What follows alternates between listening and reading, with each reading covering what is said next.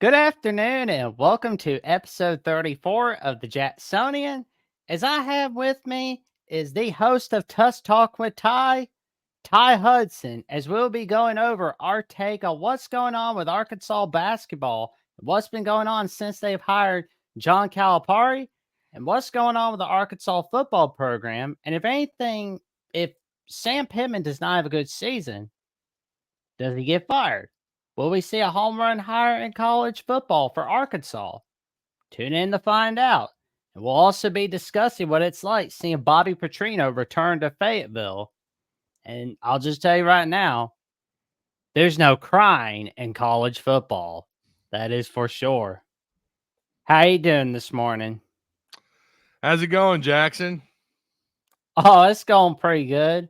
Just having some good fun and having a good time for a long time. And for those who don't know about you, should I tell the audience a little bit about yourself?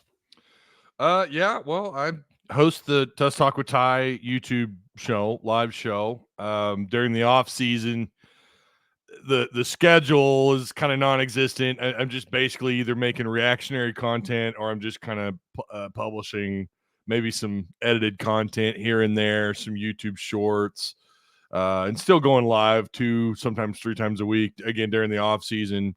This is what they call the talking season. What it really is for those of us on YouTube and on social media, what it really is, it's the boring part of the season.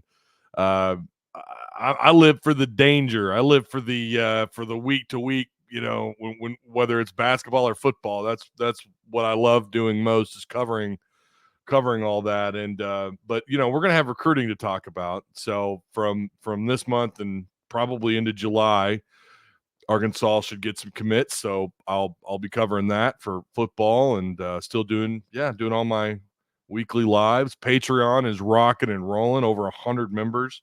I upload videos specifically just for Patreon supporters. That no one else gets these videos. They're about 2 minutes long. They're just little catch up videos. They're in the Tusk Talk Discord, in the Patreon section. And again, only Patreon members can see that, or on the Tusk Talk Patreon site. So yeah, I'm here, I'm there, but I'm really just there, which is YouTube. That's about the only spot you'll actually find the live shows that I do.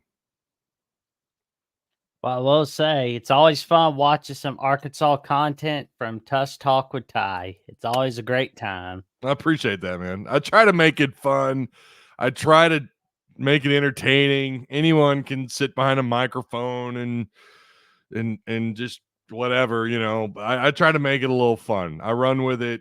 I do script out my shows. I have bullet points. I kind of script out some of the wording, but everything is, or most of it's, off the cuff. We've been doing more call-in shows lately, and those are always fun, but yeah, you got to make it interesting. My thing is, I try to think outside the box just a little bit, try to make it fun for everybody. It's going to be a wild ride in this episode, but I will say, though, you've been talking a little bit about the NCAA 25 game. It's you're looking forward to it. Although I'm kind of on the fence about getting that game, because it's like I want to see if it's going to be really good or if it's just going to be like the last 5 versions of Madden. Oh, yeah. Well, that's, someone said that in our Discord, and I've only had maybe 1-2 people that I've talked with, or observed that conversation happening anyways, that they're kind of waiting just to see what it's all about. Yeah, and that's the other thing. Every single EA College Football 2.5 game has been a Madden. It's used the Madden engine. It's always been the same Madden engine. I think Tiburon used to be the software developer. Maybe they still are, for EA, for football, and for both Madden and back when they used to call it NCAA football. That won't be now. It's just called EA College Football 2.5. I haven't looked up, like, maybe it is still Tiburon making the game, but they're going to use the same engine. But from what I understand, everyone who's had their hands on it, they had some little event, I think, down in Orlando last week, and people got to get their hands on the game, and they said it's not a Madden reskin, that this is it's gonna stand alone. It is definitely different than Madden. So my thing is nail down recruiting.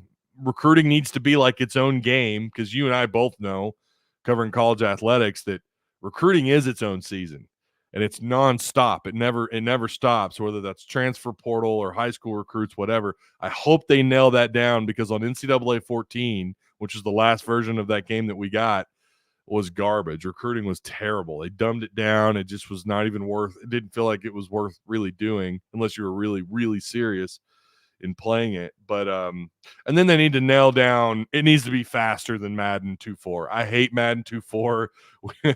We have an online dynasty with Tusk Talk Discord, and I'm already not good at Madden. To be fair, I've played 2 versions of Madden in the last 7 years or 6 years or so, but I'm not a diehard Madden fan. I usually pick it up just to play as the Rams offline dynasty, and even then, I'd never finish a season. And I always sim the defense. I never played defense. And I'm playing with these guys, and I'm not kidding you, Jax. I lost my last game. I lost to Caleb in our Discord. He beat me 63-14. Oh my God. I'm terrible. I'm not good. And it doesn't help that the Rams on Madden 2.4 are already garbage, because that previous season they weren't good. So yeah, it's a perfect storm for disaster. It's like Arkansas football 2018, 2019. It's really, really bad. Or maybe even Arkansas football 2023. Oh Lord. I hope 2043 is not that bad for Arkansas. But that's a long time from now. Yeah. But the basketball team has had some great days for the past 2 months since they hired John Calipari. As a matter of fact, I know that they've gotten 3 recruits to leave Kentucky for Arkansas. And I got the names on here. Carter Knotts, Billy Richmond, and Boogie Fland. Mm-hmm. So that's pretty huge. But then you got some transfers in Thero, Mm-hmm. Thero, yep. and Aviska and DJ Wagner. So Zvonimir Ivicic, I think is how you're supposed to pronounce his last name. Thank you. He's 7'2", pretty athletic, moves pretty well for a big guy. Played at Kentucky last year. He didn't get cleared because some folks have tried to throw out his numbers like, yeah, this guy's garbage. Okay, he didn't get cleared until January, if I recall correctly. And he only, so you're talking about coming in right as conference play starts. So you missed November and December, and that's several games there. I hope he has that big leap from his freshman year to his sophomore year. It could be really special. Adu Thero, who's a 6'7" forward, and then DJ Wagner, who's more of a combo guard type. Yeah, so they really stole 6 players from Kentucky is what happened, and it's beautiful. I'm just gonna say it. It's chef's kiss to Coach Cal. Well done. Well, and I know they've gotten some other transfers. Like there's like another guy from FAU. Oh yeah, his name is leaving me, but I know that as of yesterday, Trevon Brazil decided he was going to return. Now that's a big win for the Razorbacks right there. And my question is, can these additions to the roster lead to Calipari's first national title in his first season at Arkansas, or are we going to see like a national title in the next few seasons for the Razorbacks? Well, that's the $1 million question. I mean, with the way the portal works now, I mean, since its inception or since I started with it, who knows? I think that this is so with DJ Wagner, Thero, John L. Davis is who you were thinking of, by the way, transfer from FAU. Yep. Jonas Adu, who I thought was a big get for Arkansas. They all are. And then, of course, Zvonimir, the big from Kentucky, who we just talked about. And then the 3 freshmen who they nabbed from Kentucky, 2 McDonald's All-Americans.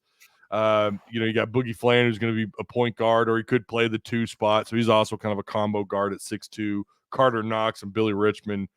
And by the way, Arkansas, this is nothing new for Arkansas to recruit high school McDonald's All-Americans. Muss did it. Muss kind of brought Arkansas back to where they belong. They should have been in that conversation throughout the 2000s, but since they fired Nolan back in the early 2000s, they've really struggled. But so again, cap tip to Musselman for bringing that back to Arkansas basketball. But yeah, this roster is, you look at it and you just wipe off the name Arkansas. I think anybody would look at that roster, and especially as 3 incoming big-time players, 2 McDonald's All-American high school kids, along with those 6 other names. I don't know how you would look at that, and obviously your first question would be who's coaching them, right? But and what conference they're in. But that's a legit March Madness advancing caliber team right there, easily, right? You would think.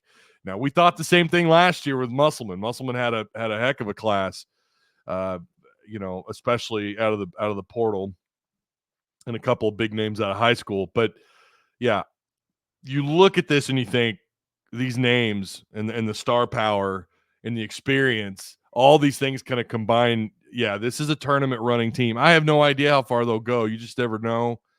Postseason basketball, very similar to postseason baseball. It's a whole new season, right? I mean, it's live or die. Unfortunately, it's not. Well, no, it's a good thing it's not double elimination in basketball, but you get one shot, but you never know. And matchups always matter.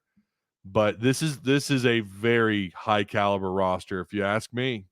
Even if I did not cover the Razorbacks, even if I wasn't from Northwest Arkansas, I would tell you this is a very potent roster that Arkansas, that Coach Cal and the Razorbacks have built. Well, you mentioned Musselman got the roster going while he was there. And, at the time they left for USC, what was the feeling when he left? No one was shocked. And the rumors that someone on his behalf was reaching out to other schools, that started, if I remember right, like late December, or going into conference play, going into like January is when we started, if I recall correctly. And I started seeing it in my live chat, like, oh, well, so and so may be reaching out to Muss, or someone from his camp is reaching out to Louisville was one. And I never bought Louisville. I never bought that. I'm sure they wanted him, but he wasn't going to leave Arkansas unless it's to go out west, which he did, going to USC. I told my chat that for months.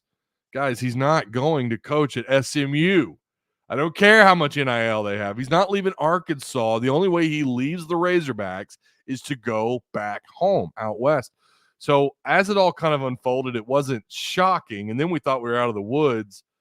And then the USC job opens up. And then that definitely perked my ears up a little bit, like, oh boy, this could be trouble. I hope Arkansas's got somebody lined up, because I don't know. And I forget how everything went down exactly between I know Hunter Yurchek posted that very bizarre video of him hopping on the bus, which apparently was a recycled video. And I even said on my live show, there's no way he would do something like that. Surely, right? I mean, you're an athletic director of an SEC program. What are we doing? And that turned out to be the case. And Hunter was also on a podcast. He was talking to some podcast based out of California about, we hope that Muss wants to come back another year. And you could just kind of hear in his voice, we may have trouble here. Muss really may be leaving. And it's bizarre. No disrespect. I'm a small independent content creator myself, but it was very bizarre that he went on a fairly smaller podcast based out of California, that he would go on that show. Maybe I have that wrong. Maybe the podcast is bigger than I think, and maybe they're not in California. I think that was the case. And for him to almost seem like he's putting the ball in Muss's court that way. And then a little while later, we find out he took the job to USC. And we know he's got family out there. I think his mom lives out there, and he's got some other relatives. That's where his roots are. I still kind of believe that there's a part of me that believes that he kind of let me say it like this: the optics are that he ran off because things got challenging. And the more I thought about it last night, because this was a conversation I had on my live show with my call-in show, and one of my callers, he's a pretty frequent caller. He calls in on my show. He calls in on the radio shows down here. He calls in on some other YouTube shows. He goes by the name Unbiased Brim. Shout out to him. He's one of my favorite callers. And he brought up a really good point. When I said last year we don't really know what happened, it's hard to fathom what happened last year. And he put it like this: he said, "We know what happened.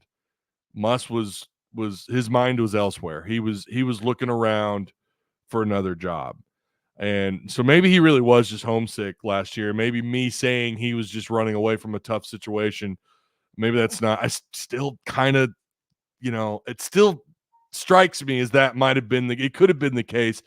But we've also known all along Muss was going to go back out west. If he was going to leave, he was going to head back out west. And that's what he ended up doing. So, that's fine. And I listen, you don't have what you have right now. I mean, you needed someone to come along and start the foundation. I think really that was Mike Anderson. Couldn't get you over the hump in postseason play, could he? He couldn't get Arkansas past North Carolina. He couldn't advance Arkansas past the second round of the tournament. And then you bring in Musselman. Well, what did he do? He did the opposite. He may have struggled a little bit in the regular season, but he got you. He advanced you in March. He got you to back-to-back Elite Eights, 3 straight Sweet 16s. Now you have Calipari. So, whatever he did, why ever he left, whatever the reason, it is what it is. We wish him nothing but the best. I'm sure I'm going to watch USC play next year because I do still like Musselman. I like the way he runs his defense. I like how aggressive they are, and I like the way he does things. He definitely knows his X's and O's, and he's obsessed with it, with basketball in a way that I don't think all coaches are. So we'll see. Now it's the Cal era, and I like many Razorback fans are excited for it. Well, I will say though, Andy Enfield leaving for SMU because he was like, "Okay, I'm getting run out of town by USC." I didn't think that was going to set up a chain reaction effect, but it did. It did, yeah. It was wild. We know SMU's got money, and we know their NIL is going to be crazy. I mean, after all, they are known for the Pony Express back in the day with Dickerson and the like in that Craig group. James, I mean, Jones. yeah, what an incredible. That's a great documentary, by the way. It's one of my favorite sports documentaries. We know they're flowing with that oil money, and I get, but overall though, SMU, I mean, their football, they're killing it in the portal too. Rhett Lashlee has done a great job there. So the opportunities are at SMU. I kind of wonder how long they're going to be down in the dumps, overall when we think of them as basketball. And I think, bringing him over from USC, maybe that'll change things a little bit. But yeah, it did. You're right. It started a crazy chain reaction, and here we are.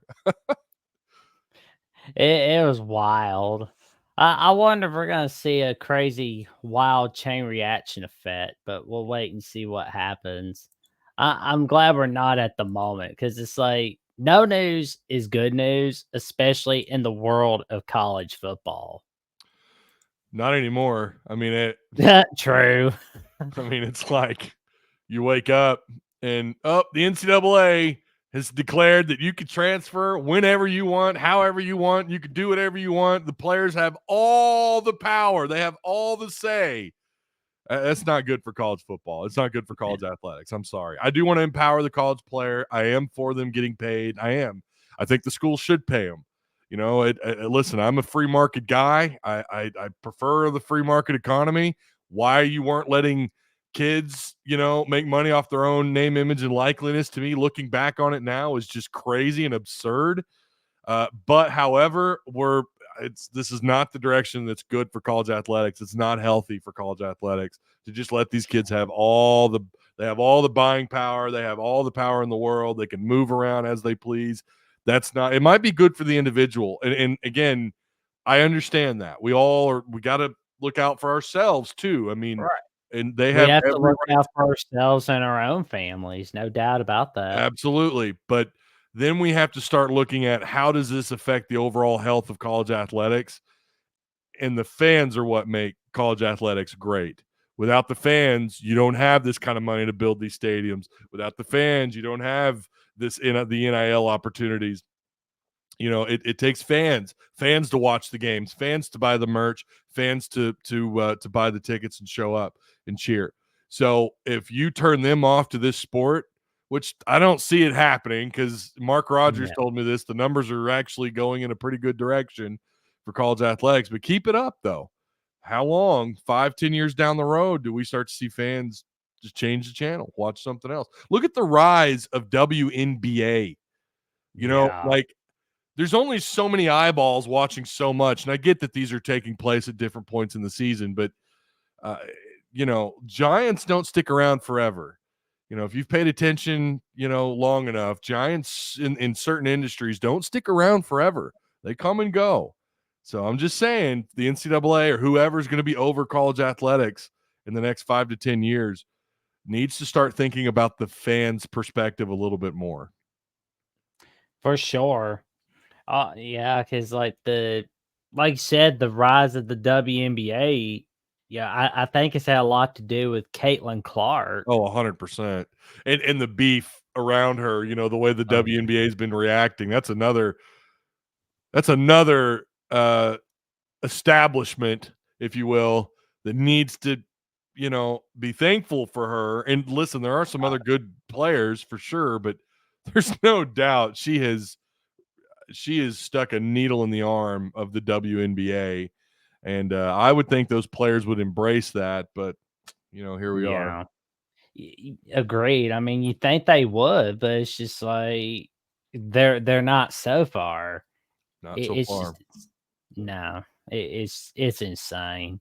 I mean that whole pushing thing. I was like, Jesus God. I don't mind a little. I'm not going to swear on your show, but I don't You mind. can if you want. Okay, I don't mind a little shit talk. I don't mind talking shit. I don't mind players. I like that. It shows they're into it. That was unnecessary. Now, I think the two of them, I don't think Caitlyn was completely innocent in all that. I think they'd been jarring back and forth a little bit, but I like that. I like that they get a little heated. It's when you get physical, when it's like, all right, you're going too far. Now you're physically trying to harm somebody. Show off with your game. Put them down with your game. Don't get physical like that, or don't, push them to the ground. That doesn't accomplish anything. It just makes you look like the villain, and that's exactly what's happened. Yeah.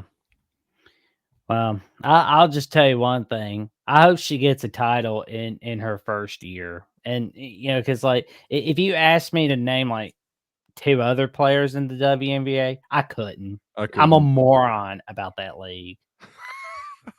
I'm glad I'm not alone, because I've had someone try to bring up WNBA, and I'm like, I don't cover it. I'm sorry. I don't if I don't cover it, I don't know.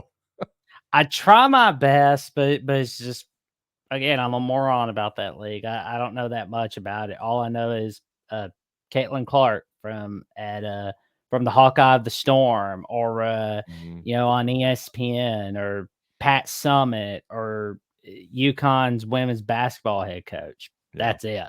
Yeah. I know about, like, Brittany Griner, but that's about it.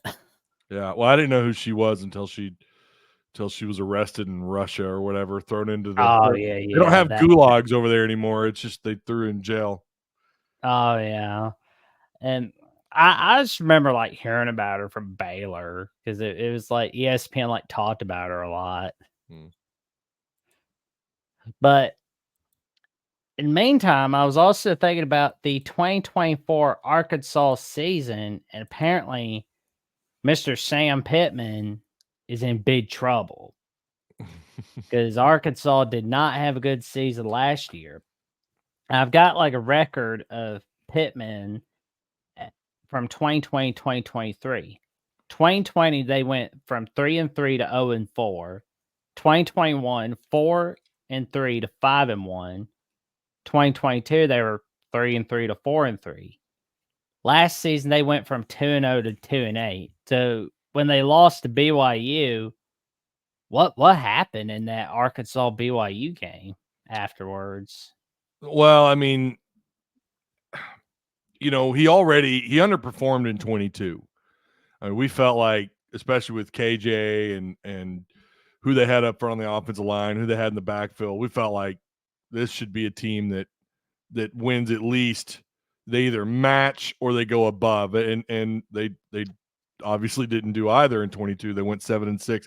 They did win the Liberty Bowl. They did beat KU. And I'm going to say, if you ask me a positive about Sam, I would say he's 2-0 in bowl games. He beat Penn State in the very last final Outback Bowl and finished ranked that year, but he's only managed to do that once in 4 years. Yeah, it all just collapsed. The defense started playing worse. I don't know the Dan Enos stuff. I'm going to be real with you. I kind of stopped throughout the offseason. Once we got into January and February, I just put all that so far behind me. I wouldn't even talk about it on the live shows. Like, yeah, he was here. It happened. And it's my job to go back, and when fans want to talk about it, I'll talk about it, and I will, and I have. But, I mean, mentally for me, when I'm typing up notes, getting ready to do stuff for if I'm trying to plan out a month, every offseason I've always gone back the previous year. This is the first year I haven't done that. It's like, we know what happened. They went 4-8. Somehow they managed to beat an equally bad Florida team in Gainesville. Don't know how they did that, but the run game was responsible for a lot of that, and a different offense there. I think threw Florida off a little bit with a different coordinator because they'd fired Enos before that. But yeah, I don't know. It is really frustrating. I'm glad they at least got a conference win, I guess. So he's got that under his belt. He's never not won a conference game in an entire season, I guess, if that's something you're going to brag about. But, his best conference record is 4-4. That's the best he's done in 2021. And when you look back, that cannot be acceptable that you went, of course, 2020, you can't hold against anybody. You played a conference-only schedule in the SEC. But he went 3-7, which was an upgrade compared to where they had been under Chad Morris the previous 2 years. And they ended that conference losing streak against Mississippi State on October 3rd of 2020. Right. And then you go 500 the next year, which is fantastic in the SEC. 9-4 overall. But then you go 3-5. Now you're 1-7. That cannot be acceptable. So no. Yeah, you said his seat's hot. I mean, it's I thought it was so hot he wasn't going to survive the season last year. And he stayed on, and fans went crazy when Hunter Yurchek came out and said that, we have no plans of making a coaching change. I mean, my live chat, it was unreal. I mean, fans were just livid. My Discord was livid. Patreon, livid. Everyone just mad. And so they hire Bobby Petrino, and I know we'll get to that in a minute, but it feels like with football right now, they're just trying to put out one fire after another. And the season did not help. I don't know what happened. You look at that Mississippi State game, they scored 7 points. That was pitiful. What happened? Like, it's so frustrating. It's the reason why, because I'm fat. All right. I got to monitor my blood pressure. Okay. My calorie intake, and it doesn't do me any good, Jackson, to look back on what happened in 2023. It was ridiculous. Even if you lost to Mississippi State, okay, whatever. We knew that this wasn't a good season. You should have beaten Mississippi State, by the way, but you didn't. 7 points? I mean, I don't know. This looks like Wake Forest, Virginia Tech from 2014 to me. Like Arkansas, Mississippi State. It's like, good grief. Yeah, they've sunk to a level we thought Pittman had got them over. And that's what's so frustrating about all this. And that Arkansas Mississippi State game did it for me. I mean, I was already up at that point, was like, boy, this is just not good. And then that game just cemented it for me. Like, this is unbelievable. And then they were forced to make a change in firing Dan Enos. But yeah, it is what it is. They're going to go into next season. I know we're going to talk. I don't want to get too far ahead of ourselves, but yeah, his seat's red hot, and we're going to have to wait and see how it unfolds. Well, there's one thing you're going to love about this 2024 schedule. No Alabama. Yeah, but and again, I hate to sound pessimistic, but that I don't know how else to be with football. I'm not that way with basketball. I'm not that way with baseball. But does it matter? Like, oh, great, no Alabama, and yeah, that's great. And when the schedule was released, that was the number one thing talked about, everywhere. Oh, no Alabama, thank God. Does it matter? They've still got. And by the way, and I'm going to say this about the schedule. It's actually, as a fan of college football, as a fan of SEC football, this is a fantastic schedule. I mean, when you look at the games they're playing in Fayetteville, Tennessee, LSU, Ole Miss, who's riding high, Texas. I mean, some great games being played in Fayetteville. Incredible. However, they do start the year off on a Thursday night. I love Thursday night football, but they're doing it down. They're doing it down in War Memorial. I do not like that stadium. My people that watch my show know how I feel about playing in Little Rock. They shouldn't be doing it, but they're going to start off August 29th against UAPB. Then they're going to go to Stillwater and take on Oklahoma State.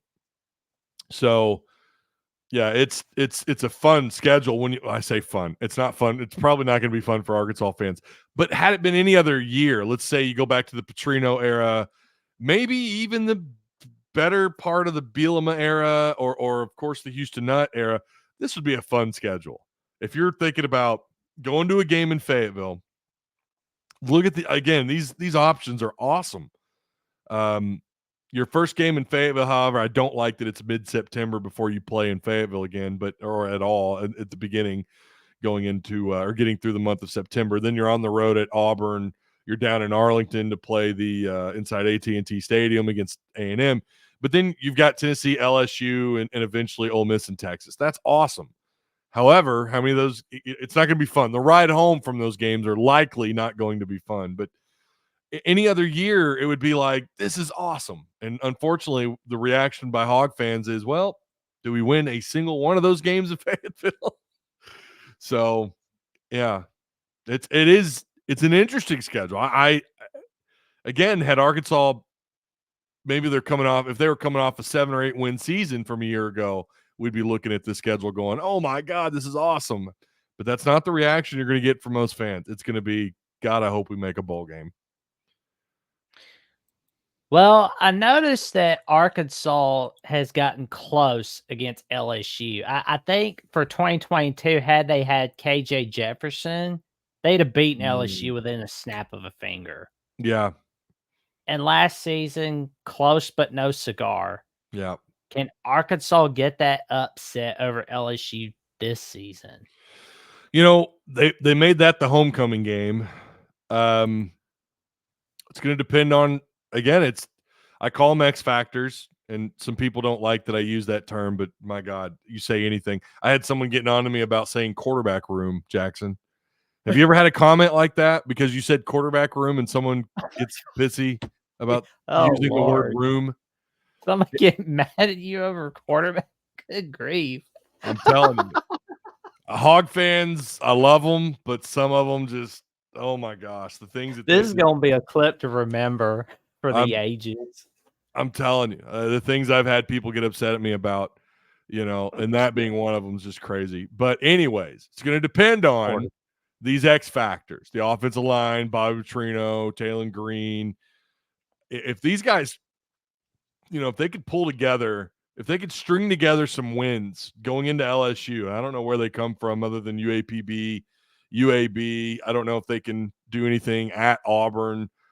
Texas A&M, I think, could be hotter than people realize. I don't know how hot. I'm not saying they're going to win the SEC. They could be better, though, than people think. You got Tennessee coming in the week before LSU.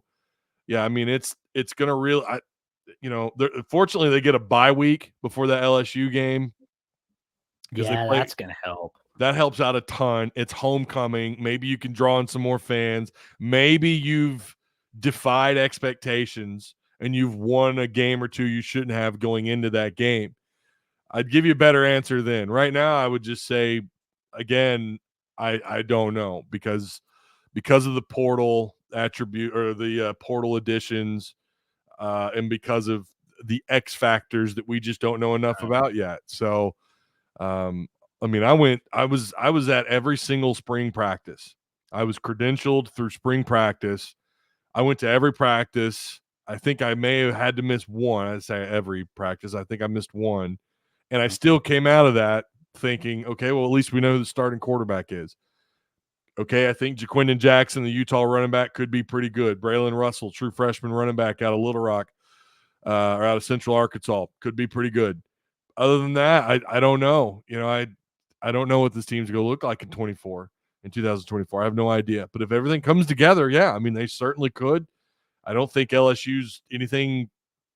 Not that I've done deep dives into LSU just yet, by the way. I'm just starting that this month. But, you know, it's going to depend on them, and it's going to depend on Arkansas for sure. Well, by this time that the episode's released, I'll probably have my Lindy's magazine. So it's like the delivery's coming today. Oh, yeah. I went to Walmart and it wasn't there. And people are telling me, oh, you know, here's the quotes from Lindy's and, you know, here's what they're saying. I'm like, where are they at? I was just at Walmart and the magazine wasn't there. I do that every year. I know the online thing is supposedly killed preseason magazines, and yet you still see Athlon, you still see Lindy's, you still see Phil Still. Not that anybody gives a damn about Sports Illustrated. Those guys are so desperate they'll hire anybody to write for them. But they're a disaster. Say what? Oh, they're a disaster. I'm not going to get into it, but yeah, they reached out. I had them reach out to me. I should say I had them. They emailed me like 3 years ago, and it's been longer than that, 4 years ago, wanting to know if I'd be interested in booting up their website, but they wanted me to link videos to every single article that was written, and they wanted something like three articles written a day, but it wasn't a lot of, it didn't have to be real long, the amount of words, but the vibe I got was they just wanted clickbait. And I gave it some thought. I had a couple little calls with them, you know. It definitely, I had the vibe of these guys are desperate. I wasn't able to do it at the time because it was just hectic here and me trying to manage stuff. It just wasn't going to work. But yeah, they used to be great. Now, not so much. I mean, they were desperate enough that they had to reach out to someone like me, you know. So I knew then, like, this may not be a good idea. I emailed a pretty prominent figure in media here in Arkansas, asking if he knew much about the people that run SI now, and got some feedback from them. And I was like, that's all I need to hear. And I turned it down. But God bless SI. I can remember back in the day, that was one of the magazines I looked for, especially for off season, you know, for preseason, whatever the sport. Sadly, that's not the case anymore. But yeah, I do that too. And I'm going to run to Walmart here in a little bit. I may go by Walgreens, go look there because they have those magazines on display. So, and we have another magazine here in Arkansas called Hootens. Gives you a pretty good rundown on the Razorbacks, and it also covers all of high school football. Sadly, it's gone from, I remember when it was $10, it's up to like $20 now. Like everything, you know. Those magazines aren't cheap. And to think you have the internet, you have all the information you could ever want, and then we're still buying Lindy's and Athlon and Phil Still. What are we doing? Oh man, I remember a few weeks back I was going to Walmart. I was getting some stuff for my sister's birthday. Me and my dad were there. There's like cashier. He was looking all angry. He's like, and then I saw like a lady with like Taylor's version that on her t-shirt. I kid you not, she had like the NFL logo and the Taylor's version on her shirt. And I'm thinking to myself, okay, that's cute for me to get the hell out of here. Yeah. Yeah. I'm just like, okay, yeah. I don't care. If I gotta go to Walmart for a preseason magazine, fine, but it's in, out. Nope, Yeah. I'm ordering online. Yeah, it's probably smart. I probably should have done that. Don't cross paths with the Taylor's version, lady.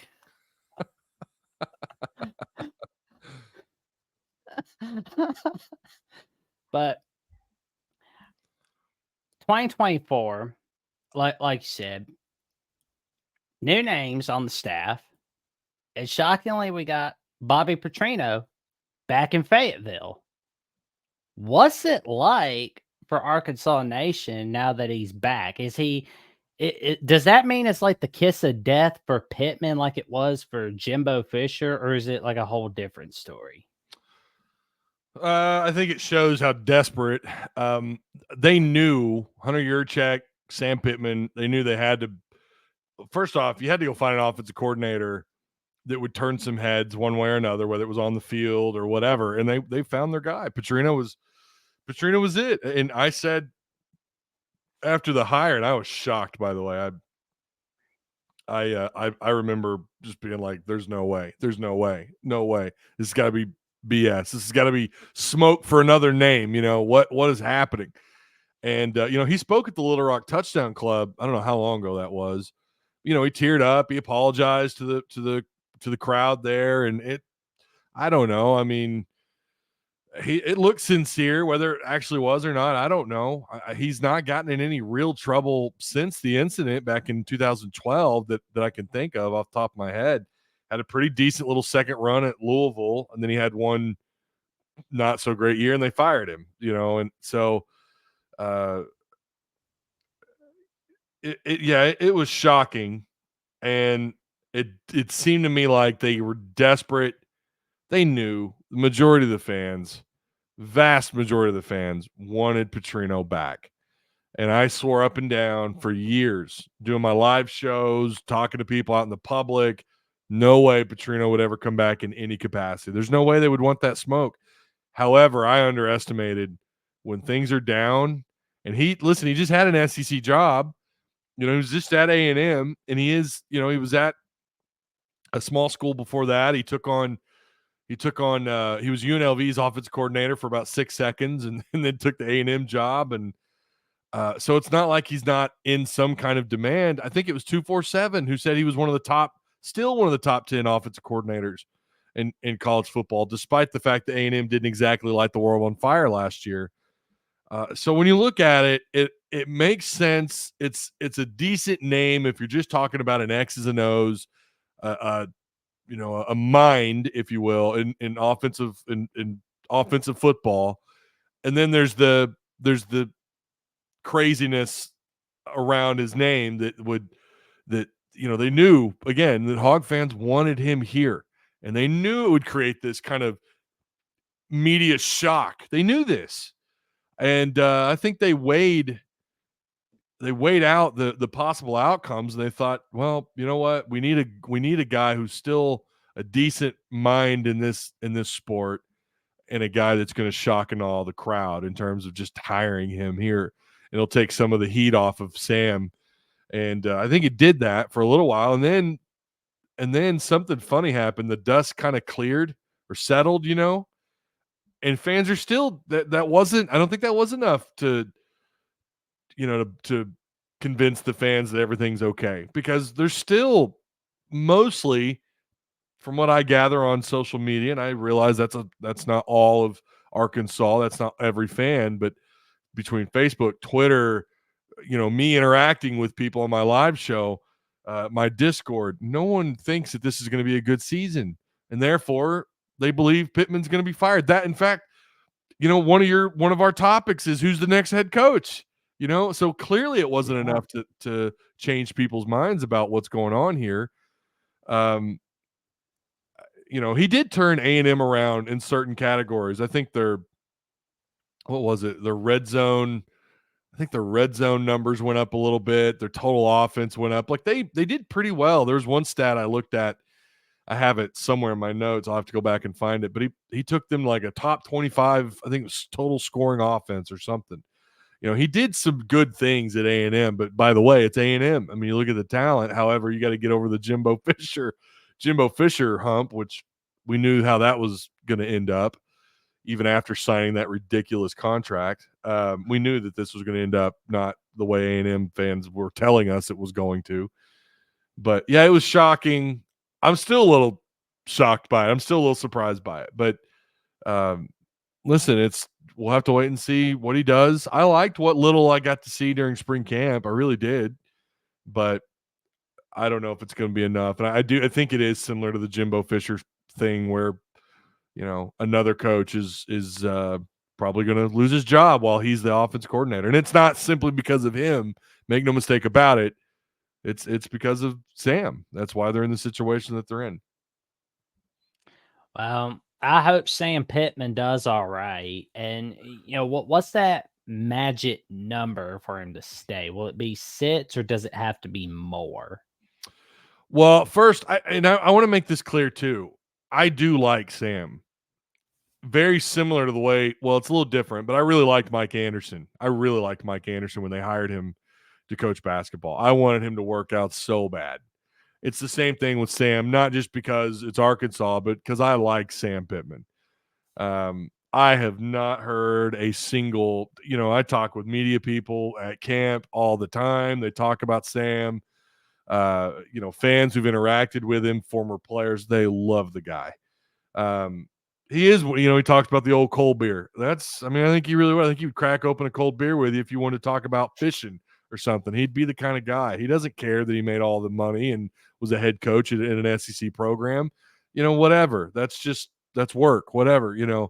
I want him to work out. I do like the guy, and I think he's obviously twice the head coach Chad Morris ever was at Arkansas. Obviously. But I don't know what the number is. I thought it was 6. The more I think about it, it might be 7 games. I think Hunter Yurchek, it might have been in that same podcast that he was on that I mentioned earlier. That I think he said it might have been there. It might have been another interview that he had done, but he wants to get back into that 8-win category, So maybe that's the hint. You got to get to 8 or you're out, I don't know what it is. I certainly know that it doesn't feel like there's a ton of momentum with football right now, and Sam's got to do something to change that. And obviously winning does that. Winning cures everything. You and I both know that. That's been a saying around sports for decades. That's the truth. Win some games. You got to change the attitudes, the hearts and minds, if you will. Sounds like we're talking about Vietnam. But that's what's got to happen here. And nothing, you got to win games. I don't know what the total is. I am starting to think it's got to be north of 6 for sure. Yeah. I would like to see Pittman have a great season as well. Because I always love that quote they uses, turn that jukebox up. I love it. It's not as cheesy as, left lane, hammer down. And you tell a Hog fan that, they'll shake their head at you. They might even punch you in the face. I don't know. If you're wearing a Kentucky shirt or a LSU, Missouri shirt, they might punch you in the face if you say that. But it's not as cheesy, and at least he would do it after wins, So it was like, okay, you correlate that with winning. So yeah, I want to hear him do that more. I want to hear turn that damn jukebox on. I want to hear that more. Hey. I want him to be successful. I want football to be fun again because, being from here, living here my whole life, there is nothing like living here, being around Fayetteville back in the day when I was younger, being on good old Dixon Street. Ask Baker Mayfield about Dixon Street and how it'll get you. There's nothing more electric and fun when football is doing great. And I want that back. And Sam, to think that Sam could do that, or that he did it once, I think he's maybe capable of doing it again. Maybe, I don't know, big maybe, big if. But I want that for him, and I want that for the state. So it's obviously times are funner when you're winning. And but it's I think a little bit, for some reason it just feels better when football is on an upward tick. And right now it's on such a downward trend. No one even wants to talk about football. And that's just, never thought that would happen again after Chad Morris. And yet here we are. But if that topic does come up where it's, okay, Sam Pittman's got to go, who would be the coaching candidates for Arkansas? And could they get that home run or that grand slam like they did in college basketball? Yeah, Cal Hall of Fame coach, has won everywhere he's gone. And it is apples and oranges. I don't know who that would be in football. if you manage to if you, I don't know what happened. My computer, can you still hear me? Loud and clear. My computer just like my whole screen went blank, and I don't know who the equivalent who that would be if you got these boosters together, or these rich. I don't know how much you or your audience knows about Northwest Arkansas. Obviously, everyone knows Walmart's here, but John Tyson, the Tyson family, you've got George's Chicken here, JB Hunt, all the vendors that have moved over the last several decades closer to be to vendors deal directly with Bentonville, with Walmart. So they've brought their kind here. We have a lot of transplants here, people from California, all the way out from the left coast, if you will. You got all sorts of people around this area, and they've been here now for a couple decades. And so you're starting to see transplants come through high school football up here, and you're starting to see money from the outside trickle into Northwest Arkansas, but it's all thanks mostly to those companies: Walmart, JB Hunt, Tyson, so on and so forth. Not to mention Slim's Chickens, by the way. If you've ever been to a Slim's, their very first restaurant is on North College in Fayetteville. Wow. But yeah, if you get all those guys together and they throw money in a pot and they go out and get somebody, who would that be? I have no idea. They're not going to go get Nick Saban. That's No. I don't know why I've seen that pop up. Imagine if the only comparison to John Calipari would be in football would be Nick Saban. Okay, Nick Saban is ahead of John Calipari, if you want my opinion, because of the fact that guys won multiple national championships and kept Alabama at an elevated level, unlike anything we've seen in my lifetime, that's for sure. So no, they're not going to bring in Nick Saban, and I don't even know that they would do that. That the boosters and these rich alumni and the people affiliated with the U of A would even bother to do that to begin with. But if they did, I could tell you a list of maybe some realistic names. Rhett Lashlee, he's from here. He is a part of that Gus Malzahn tree. He is at SMU. Those are two big strikes, but he played quarterback at Arkansas. Again, he's from the area. Jeff Traylor, head coach at UTSA, University of Texas, San Antonio, who has a pretty nice record actually since leaving Arkansas. 39-14 is his head coaching record. However, he's 1-3 in bowl games, but whatever. He's been to 4 bowl games, and he's been at UTSA. He's gone to a bowl game, I think, every year he's been there. As a matter of fact, yeah, that makes sense. 4 years, 4 bowls, but he's someone who, to me, seems like the most realistic possibility. Someone brought up Barry Lenny Jr., who's the offensive coordinator for Wisconsin, or not Wisconsin, I'm sorry, Illinois, for Brett Bielema, and that's not going to happen. I don't see that happening. He's never, they're gonna look for a head coach, right? And Barry Lenny, who did play quarterback here, he was a tight end coach here, he was a GA here back in the late 90s. I don't see Barry. Jesse Minter was a name that came up briefly when Petrino's butt was on fire. He was the defense coordinator at Michigan. He's from Little Rock. That's the only tie he has, that he's from here. And I had to tell people, I don't think he has any plans. I think he's going to either stick to Big Ten territory or he's going to go to the NFL. And sure enough, he did. He's with the Los Angeles Chargers. So that leaves probably two other names. And again, I don't see them happening either, but I also didn't see this guy being the offense coordinator here, Bobby Petrino.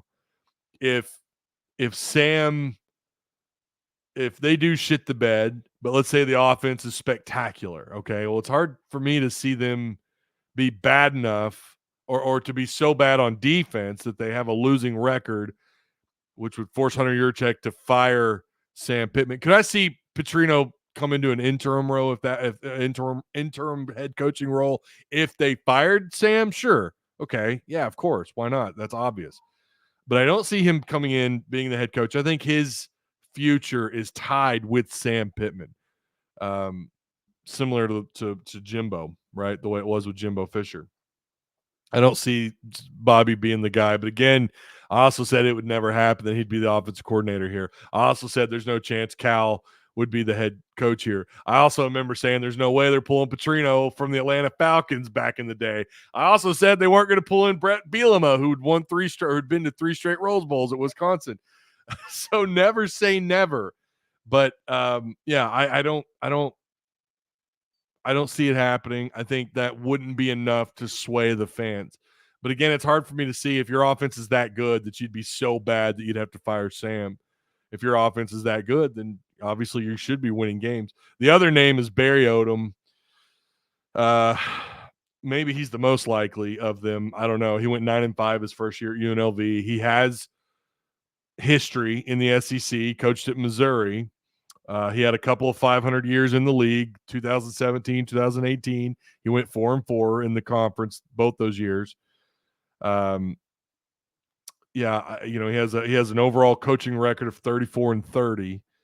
I'm going to be real with you. I would not be a fan of that hire either. So, but those are the names. That's the list. Rhett, Lashlee, Jeff Traylor, Jesse, and again, of possibilities, I wouldn't even throw Minter in there, by the way. So just scratch that. But Bobby Petrino and Barry Odom are some names. However, we know how this goes. It's probably going to be someone out of from left field. So there you have it.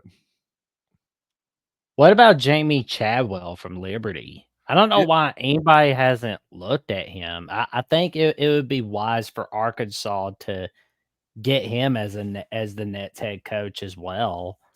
If worse were to come to worse for Pittman. Yeah, I like Jamey Chadwell. There's a lot of talk that, he took over a Liberty team that was already thriving from Hugh Freeze.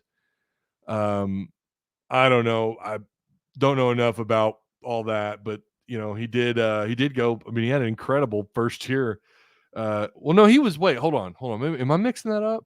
Yeah, he took over Liberty after Hugh Freeze, right? Yeah. Yep. 2023. And did great at Coastal Carolina. He did. Yeah, he averaged like 10 wins a year at Coastal Carolina. Coastal Carolina sucked since he left. I thought after Coastal Carolina he would take a pretty good job.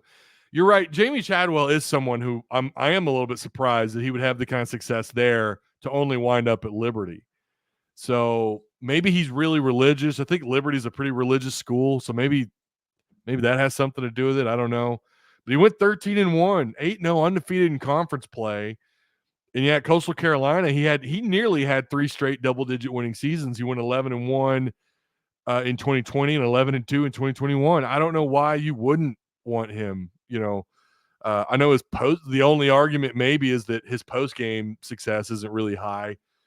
He struggled at Charleston Southern in the Big South Conference. He struggled. I think I was looking at it the other day, actually. Someone had brought him up, and I have it here. He went like 1-4 or something, and he's currently he's been to 3 bowl games since being at either Coastal Carolina or Liberty, and he's only won, I think, one of them, 2021. And even that's, for me anymore, especially with the way these kids are opting out left and right. I have such a hard time taking bowl games seriously. And when you look at bowl game success post 2020, it's like, what does it even matter? These opt-outs have gotten ridiculous. So I don't know that I would ever use that as a measuring stick for my next head coach anyways, but I like him. And I remember bringing him up a couple of years ago I think I remember bringing him up when he was at Coastal Carolina as a possible, as someone maybe Arkansas should look at down the road. So I like him. His name has popped up multiple times at other schools. I don't know why he wouldn't here. He would be high on my list for sure. And by the way, so would Minter. Jesse Minter would be high on my list, maybe 3 or 4 years down the road when he's had multiple years of being an assistant in the NFL. If he ever wanted to come back home, if he ever wanted to coach college again, who knows? Again, never say never. But that one seems so unlikely. He's got future. He's got a very promising future. Very young. He's my age. He's in his 40s. But those names I mentioned, none of them really turn the page or none of them excite me much. But Jamey Chadwell would be the most exciting of those names for sure. Well, and I know Lashlee. I know that Arkansas is kind of like, he's from SMU. Well, here's my thing: don't throw the baby out with the bathwater, because like Chad Morris was meh at SMU. He was. Rhett Lashlee did the impossible, which was bring them a conference title, ended a drought for that team. Yeah. He is. And let me. I was thinking Barry Odom, Petrino when I said none of these names really excite me. Rhett does excite me. Rhett does, like, that is a name I do like. Of those names, I'm not Jeff Traylor, Bobby, Barry Odom. Those are just meh to me. And I know someone's going to come along and be like, Ty, you got to be all about Bobby Petrino, right? I was 12 years ago. However, I don't know that 2011 Bobby Petrino is not walking through those doors.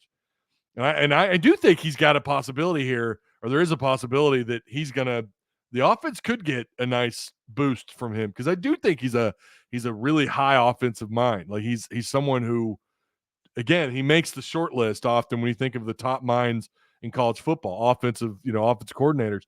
But I don't know that we kind of got a little bit of a look at what he did his second stint at Louisville. Yeah, he had Jackson, who he turned into a great player. Sure. Had a couple good years at Louisville. But then since then, it's still not been, I don't know. He's not exactly a name for me that moves the needle. Rhett would. I guess the question would be, who would you take, Jamey Chadwell or Rhett Lashlee? And that's a tough call because I like them both. They're both younger. I think Jamey's a little bit older. I think he's in his late 40s, but you always like those young upcoming coaches, and he's got a background. He's coached at Coastal Carolina and Liberty.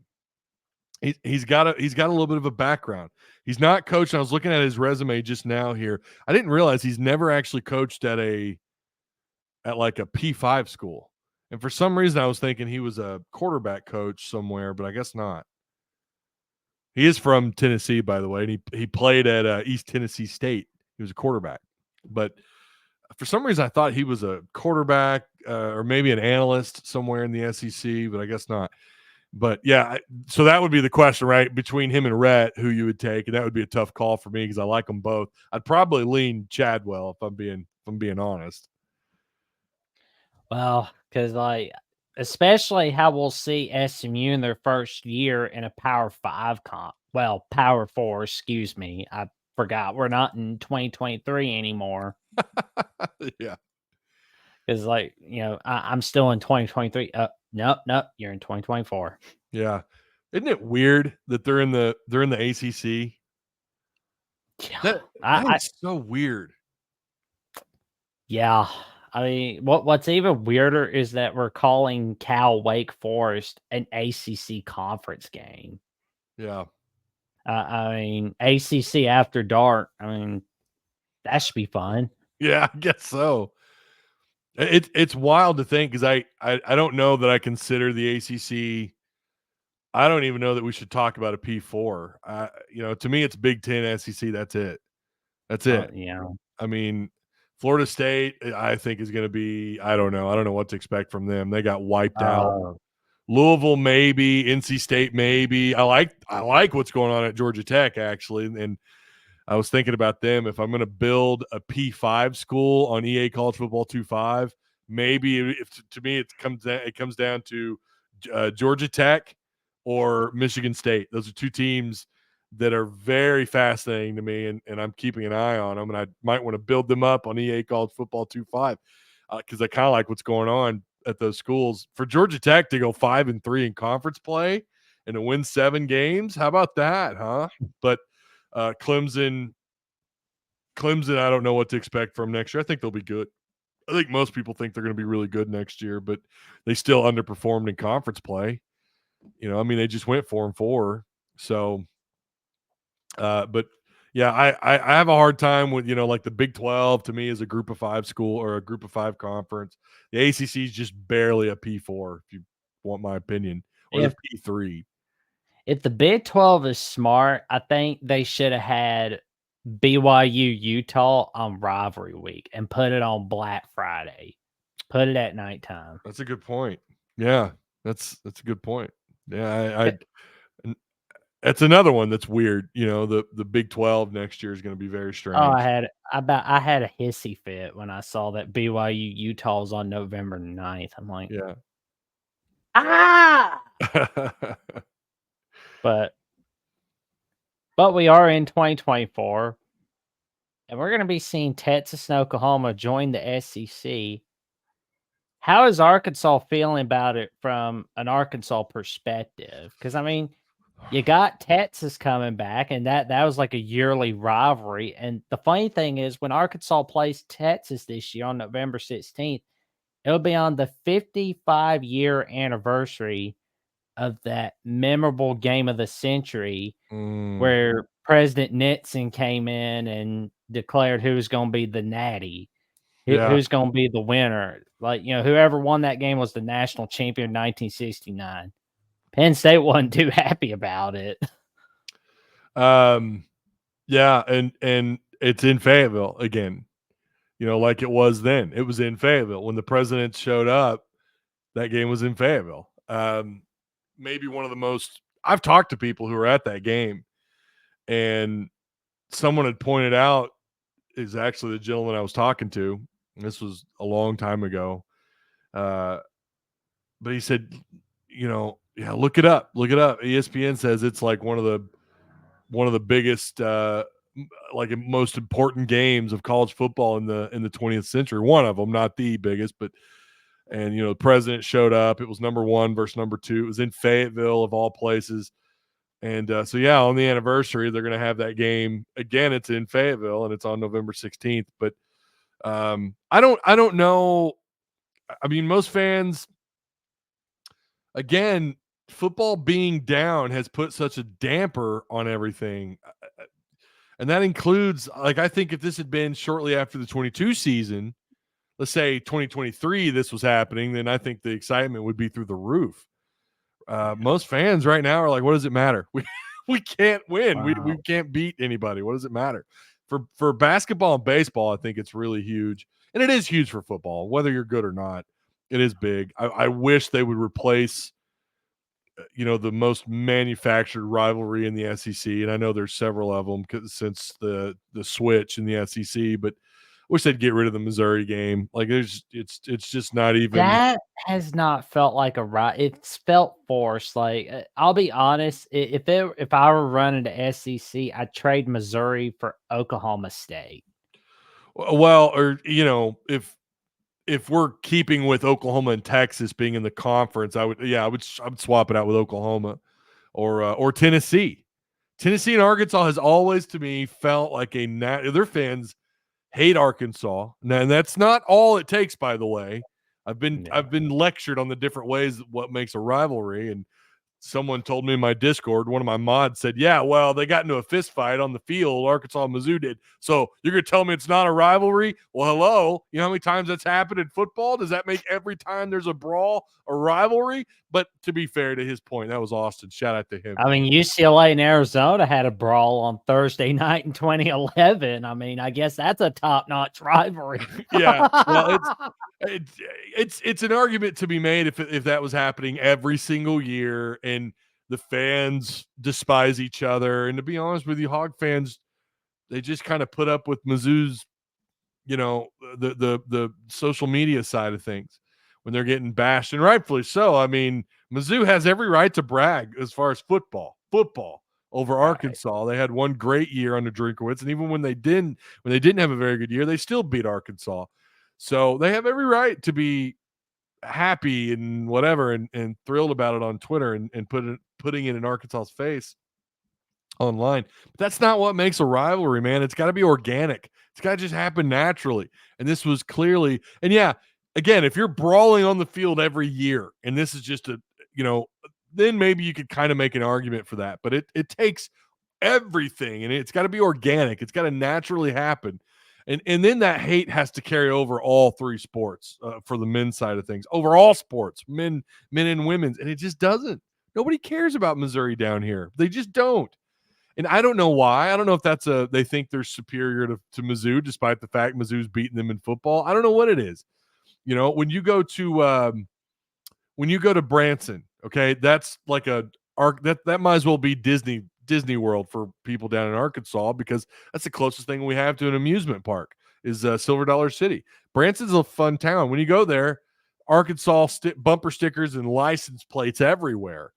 It's a lot of fun. It kind of feels like you're in little. I used to call it Little Arkansas, and because it's like Little Arkansas up there. And you don't hear about Missouri fans and Arkansas fans getting into fights and hating each other. However, if you go to Dixon Street here in Fayetteville, if you go down to the River Valley, ask those people how they feel about Oklahoma. And there's no real history between Oklahoma and Arkansas, other than maybe Barry Switzer, taking the head coaching job there and turning down Arkansas, I guess. But there's no, in terms of like on the field, on the court, whatever, there's no history. And yet Arkansas folks have border each other. Well, and they do with Missouri too, though. That's my point. Right. They don't care about Missouri down here. They just don't. They're an afterthought, and it's manufactured. And that's no disrespect to Mizzou. It's not. But they do take this rivalry seriously. They really do. And maybe that's why they've had the success they've had against Arkansas football. I don't know. But they're horrible in everything else. My God. Baseball, basketball. How many games did they win in conference last year in basketball? 0. They're garbage in all these other sports. They finally had a really good football year, and they're going to be good next year. I hate to tell some of the fans listen to this that are Hog fans that are watching. I think Missouri's going to be good again. So, and guess what? You got to play them in Columbia on November 30th. So I'm looking at the last time Arkansas played Oklahoma in college football in the regular season. Now, the last 3 games were in the Cotton Bowl and both times in the Orange Bowl. But the last regular season game was in 1926 in Norman, Oklahoma. That was before the Great Depression. Well, they did play them. They played them in a bowl game. They played them in, God, what year was that? 79. And the 70. Yeah, that's what I was talking about. The 78 Orange Bowl. Yeah, 78 Orange Bowl. Oklahoma. Arkansas smacked Oklahoma, but yeah, Oklahoma beat Arkansas in the next 2 games in bowl games. So it's like the last 3 games have all been of bowl games. Yeah. But not in regular season. It honestly feels weird to me that's not like a regular season game. Like I'm thinking maybe we'll see that in like 2026 or something like that. Yeah, we'll see, because we're going to have more conference expansion, I think. So we'll see how it turns out. But I think they should swap out Missouri for Oklahoma. I mean, I really do. It's just not. But they're not going to, right? The SEC, Greg Sankey, in the front office, they're going to do whatever they want to do. I don't think they really care about who's the real rivalry. And to be fair, some fans have pointed this out. Arkansas doesn't have a real rivalry anymore. That ended when they left the Southwest Conference, when they were the outsider, right? They were the school outside of Texas, and them in Texas. That was we have another one of my mods is he's from Texas. And he says that, Texas people don't care about Arkansas. Okay, but they used to. That used to be a legit rivalry. And it hasn't been since Arkansas left the Southwest Conference. So we'll see if they can rekindle that, right? We'll see if Texas can become that rivalry that it once was. I don't know. I mean, it's going to take Arkansas being relevant, but at least there is some, you talk about the organic part of rivalries that is there, but it's a matter of rekindling it, right? Lighting that candle again. And I think in order for that to happen, there's going to have to be some meaningful games, and there just hasn't been between Arkansas and LSU. There's been a couple of those at least, but there's not been any between Arkansas and Missouri. There's not really been any between Arkansas and really anybody else outside of, like I said, maybe LSU. So I'm surprised that they didn't bring back Arkansas LSU for rivalry week. I mean, like Oklahoma LSU. I mean, that's a great game and all, but that made 0 sense. On rivalry week, no. Yeah, I mean, again, this is them. They're catering to TV audiences, right? They're catering to the eyeballs, to the network deals, the what's gonna bring in the most viewership. And right now, unfortunately, Arkansas decided to suck at a really bad time, and it already doesn't help that there's not a whole lot of, this is a small area, right? This is not a very large, little more than 3 million people in the state of Arkansas. I mean, that's it. It's a small state. It's a small region. It's a very not if you were winning and you had kind of everything that all the necessary ingredients for the SEC to really, I think, care and to put you in these bigger games. Well, you need to win a lot more. But again, you're in Arkansas. This is one of the smaller viewing areas. I don't know how many people are going to tune in to watch. I mean, how many people actually want to watch Arkansas right now even play Texas outside of people in Arkansas? I I'm will. hearing, well, you will. The diehards will. The people who keep up with it and do this, cover it like you and I do, of course.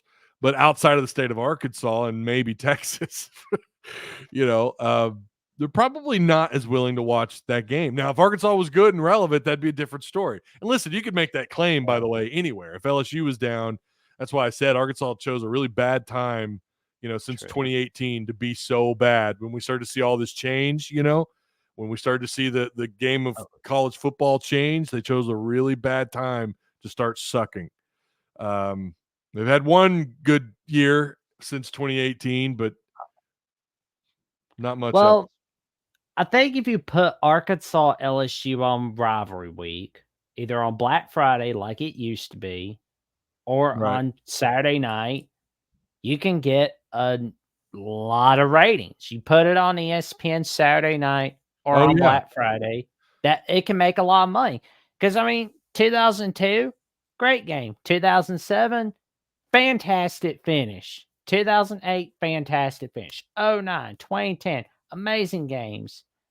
And 2013, the last time it was on Black Friday, great game itself. Mhm. And I think it should be. I mean, because again, I know Arkansas is not doing so well, but it wouldn't hurt to at least try. I hope you're watching this, Disney. I really hope you are. Yeah, again, I think it's you know, when you have people in Arkansas right now that are so pessimistic towards football, uh, The only way to go from down is up. right, you gotta win games, right? That's what we talked about earlier. Arkansas's got to win. Arkansas's got to change the hearts and minds. Now, basketball, oh my god. Even when Musselman was here, yeah, you guys want me to sunshine pump, I'll do plenty of that for basketball because they give me a reason to. Even this last year, it's why it was so just crazy how bad they were, and yet, they were still games that were talked about, not just here but nationally. So, and now you got Cal here, right? Dave Van Horn in baseball, like that's always going to be a game that's talked about. You could watch another broadcast of another game, and they're going to bring up Arkansas baseball. Um, in order for that to be the case, now it helps, of course, that you're good and you're winning 40 plus games a year in baseball. And in basketball, again, you've been to 3 straight Sweet 16s, back-to-back Elite Eights, and then last year you didn't, right? You didn't make the tournament, and yet Arkansas still what everyone was talking about. And now you brought in Cal. Like, there's reasons, right? You've got things that are pumping viewership into these things. Football just doesn't have that right now. However, and I know we're about to. I think we're gonna talk about baseball here in just a second. But I am of the belief that this is not going to last forever when I'm talking about Arkansas football being down. And when I'm talking about the amount of people that watch. Right now, I don't think very many people are going to watch Arkansas play anybody. However, they're going to have some pretty good games. And Arkansas and UT probably will draw some eyeballs. Arkansas LSU will draw some eyeballs, sure. Because those are two kind of classic. Well, LSU and Arkansas is kind of one of those classic SEC matchups. And I say classic. Arkansas didn't join the SEC until '92, but there's been some history there. And those are, and LSU's obviously a name brand school, anyways. But I do think this can be turned around with football. I think that it will be, and I do think that if either one of two things is going to happen, Pittman's going to get fired, and I think the treatment that you saw with Cal, I don't know that they're not going to go get a Hall of Fame head football coach and bring him here, but I do think seeing that happen is going to rub off on some other big time boosters at Arkansas, and it can happen. And then John Tyson also is putting money into the NIL. He's putting more money into the NIL. So I think that with football, because that is really this state's most popular sport. I mean, my God, we're in the South. Of course it is. Everyone here loves football. I think that what happened with basketball will rub off on football, and I do think so. One of two things is going to happen: Pittman's fired, and they go out and they get a coach. Maybe it is Chadwell, maybe it is Rhett Lashlee, or maybe it's some big time name we just haven't given enough thought to or thought of yet, or that we haven't mentioned yet, or Bobby Petrino and Sam Pittman and this whole staff proved me wrong, and the other people that are so pessimistic about football. Those are the two. These are the two outcomes, right? One of these two things I think is going to happen. There is the third option. Sure, they could suck. Pittman gets fired, and they go hire a very underwhelming coach, and there's no real excitement for football moving forward. I think that's the least likely of the three. I really do. I think Sam's gonna do enough to get himself fired, and they go out and they do something crazy and get a big name head football coach again. Insert whoever you think that might be, and then maybe we add him to the list. Or Bobby Petrino and Caitlyn Green in this offense proves everybody wrong. And I saw bits and pieces of that in spring camp and in the red-white scrimmage. Even if it was the ones versus the twos, it was somewhat scripted. There are some things here to look out for Arkansas, and I think that will draw some attention if things are going well. Oh yeah, people are going to watch Arkansas football 110%. But and even outside of the state, by the way. But one of those two things is bound to happen. It's not going to always be bad. I know the more pessimistic people are going to say, "Oh, it's never going to be good." I don't believe that. Again, we already talked about some of the names that Arkansas did bring in who were thought to be just unbelievable. And you go back to Petrino when they brought him here from Atlanta, from the Falcons. Of course, he won it out of Atlanta. We know how that went, but still, who the hell would have thought that would happen? And we saw for a short time, what that was, what that could have been. And since then, they've been kind of, trying to pick up the pieces. But I think they'll pull themselves out of this, and one of those two things are likely to happen. And I don't think they're going to fire Pittman. I hope they don't fire Pittman only to replace him with somebody that drives no excitement. But I don't think the alumni, the rich boosters in this area or down in Little Rock, I don't think they're going to let that happen. I really don't. Well, now we're at Arkansas baseball, and unfortunately, they did lose to Southeast Missouri. And, they had a great season. Did anybody think that was going to happen? Because, the regular season, as we talked about, is different from the postseason. But what's the mindset going forward for next season? It's just to rebuild on offense.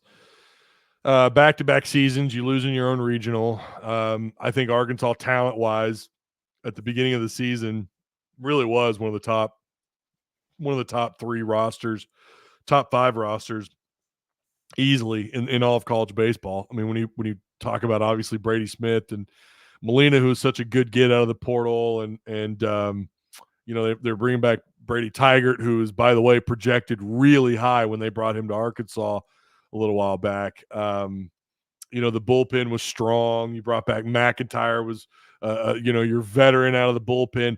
They had all these great arms, and you got guys that are throwing mid to high 90s, unlike any other bullpen, right? Not very many bullpens would have the kind of sufficient pitching that Arkansas had at one point during the season. And then I don't know what really happened with pitching. Molina fell off. Tigert was dealing with an injury. And then the bats were just not good this year. They're bottom 4 in nearly every offensive category, on base, slugging, batting average. You name it. I think their on base was actually about middle of the ballpark, because they could get on base with walks, but they struggled, runners in scoring position. They just were lost, and their base running at times was just silly. I don't know. They just struggled so poorly. And towards the end of the season, we started to see the bats come around. We did see them make contact with the ball. However, if they had guys on second and third base, they weren't bringing them home. Again, that's RISP. That's runners in scoring position. They just couldn't do it. They didn't know how to do it. There was no there was nothing in this offense. Like they couldn't small ball. They didn't bunt a whole lot. They didn't try to play a whole lot of small ball. They could hit into gaps pretty well, but that was mostly inconsistent this year. But then again, towards the end of the year, they got a little bit better, and then they started hitting into the shift. And so it just there was no, I don't know, I don't want to say diversity in their hitting, but there was nothing about that offense that screamed they're gonna win a lot of games because of their bats. Oh, they're gonna get hot at the plate. We all thought that towards the end of the year, like, oh, maybe their bats are gonna get warm, but we never really saw any signs of that. The offense was stagnant, and to me, it was less to do with contact with the ball and more to do with not being able to get guys home once you got them on base. I think the approach is going to be, let's grab, and Dave Van Horn said this, let's grab some athletes. Let's grab a different kind of athlete that's hitting the ball. And I think they're going to go after guys that are a little bit more versatile at the plate, guys that can play a little small ball, guys that can, still second or third, guys that can take advantage when they've got RISP, when they've got runners in scoring position. I think that's going to be their approach because they have to make some kind of change offensively because, all the talk right now is they need to fire Thompson. They need to fire Matt Hobbs. They need to fire. And I'm telling you, I have what's more likely to happen is those guys just happen to take jobs. They don't get fired, but they take a job elsewhere. That's more likely to happen than them getting fired. But yeah, it was disappointing, and I get the frustration. It's disappointing. This was a team that had Omaha again, just like last year, written all over them, and couldn't even, they lost to Kansas State. Another big purple Big 12 team comes in and takes it away from you, and you couldn't beat SEMO in the second game, in the elimination game, and here you are. You've got Kansas State that's going to move on, and they're going to play Virginia, and you're left at home. And I don't know. I mean, people want Dave Van Horn. A lot of people, when this happens, they want Dave Van Horn to retire. Who knows? He's got some new grandbabies now, so maybe that'll consider. Maybe he'll consider retirement. I don't know that I want him to retire. I mean, the success in baseball has been absurd. It's just been lately, postseason play has not been where it should be, and that's, fans have every right to be frustrated. And I always catch heat when I talk a little baseball, when I talk about not wanting Dave to move on, but grass isn't always greener, guys. It's just not. Sometimes you think that Vitello would be great at Arkansas. Well, you don't necessarily know that for a fact. He was good at Tennessee, and there are just those coaches, by the way, and this affects all the sports, baseball, basketball, football on the men's side. There are just some guys that are really good at building up down programs. Sometimes it just, or guys that are just good at one place and they're there forever, and maybe they wouldn't be as good at another school, right? Or maybe there's guys that are really good at taking on jobs where they're already established and there's already a foundation. I don't know. I think, honestly, I think Vitello would be great, but I don't know what the next step is in terms of what they do with players, but it sounds to me like they're going to look for a different type of hitter and a different type of athlete. So we'll see if they actually do that, and then we have to wait until baseball season. We got a long ways to go, so we'll just have to watch it step by step. Well, and as the theme of this episode has been, the only way to go is up. Right. Especially when you're down. And as we get to that point where it's like the end of episode 34 of the Jacksonian with Ty Hudson, host of Tusk Talk with Ty. For those who would like to discuss their take on Arkansas sports, football, basketball, baseball, whatever's going to happen with Sam Pittman and what they think John Calipari is going to bring to Fayetteville, where can they find you? Well, yeah, I mean, the ongoing conversations in our Discord, that's where it's at, Tusk Talk Discord. We're trying to get to 1,000 members. I don't promote Discord enough. Like, I don't share the link outside of maybe a live show. I don't put it out there enough. I think we're coming up on 750 people. And it is the off season, right? It's just talking season. So, but I do a lot there. That's where, if you want to find the continued part of the conversation, that's where it's happening. And of course, my live shows, Tusk Talk with Ty. Just subscribe and hit the notification bell that way, because I don't have a schedule really. I mean, I really don't. I do sometimes, and then during the off season, because it's the off season, the schedule's a little bit crazier. So if you subscribe and hit the notification bell, you'll be able to keep up with me. But the continued conversation is in Tusk Talk Discord. And you can follow me on Twitter at what is my name on Twitter? Ty Hudson 83. Yep. Yeah, that's it. Or at Tusk Talk, Ty on Twitter. So you can follow either of those. Mostly, if you're going to find me anywhere, it's in that Discord. And I respond to DMs there daily. People ping me in there daily. So I'm usually pretty good at responding. If you have any questions or comments, maybe I pissed you off enough, you want to come throw my name around a little bit in there, take some shots at me. I would be careful with that though, but because I do fire back. I am a pistol. But no, I always welcome all conversations, and as long as you're not Marshall Dillon on Gunsmoke. That's right. As long as you don't get too negative in there, you're more than welcome. People are welcome in there. And there's been, again, Patreon. If you're a Patreon supporter, that's where a lot of the action is too, because there's hidden rooms that only Patreon supporters have access to, and that's where we cover. I mean, we go over recruiting. I mean, it's nuts. The PFF numbers. I have a whole list of all these players. That's where all the further the conversation is driven. It's happening in Patreon, in Tusk Talk Discord. There you have it. You can find the magic on Tusk Talk with Ty on the Discord link of Tusk Talk, and you can find it on Tyzilla83 on Patreon. Let's help our friend Ty Hudson get to 1,000 followers on Discord. Let's help him get 1,000 members. And you can also tune in to check him out on YouTube. Let's help him get to, how many subs are you at on YouTube?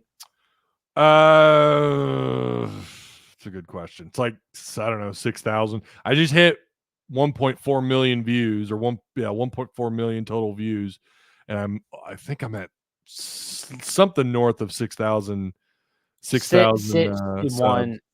Yeah, it was 6,100.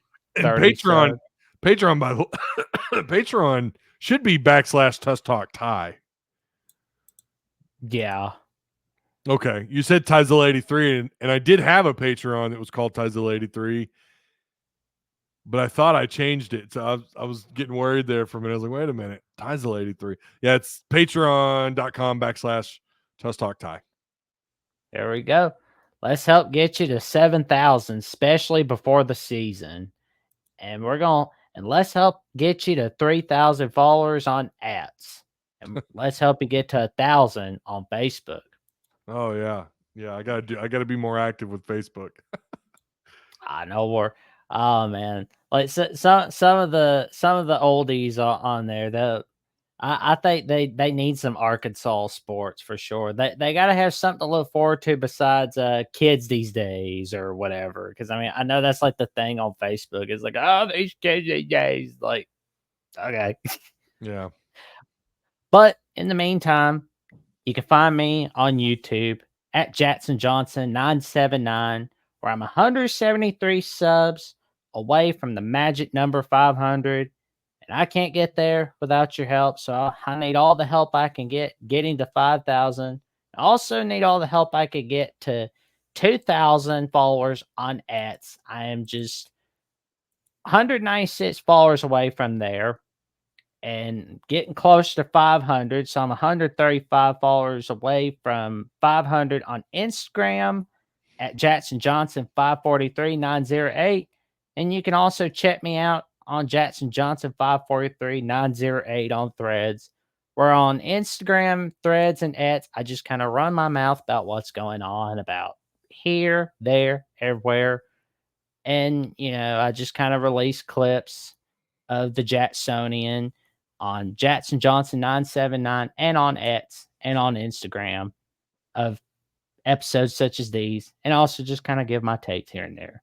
So with that being said, I wish you all a very happy, good afternoon, and to stay safe, stay cool, stay away from that heat, or if it's raining, stay away from that rain because you'll get sick outside. There's a reason why teachers didn't want us going outside when it's raining.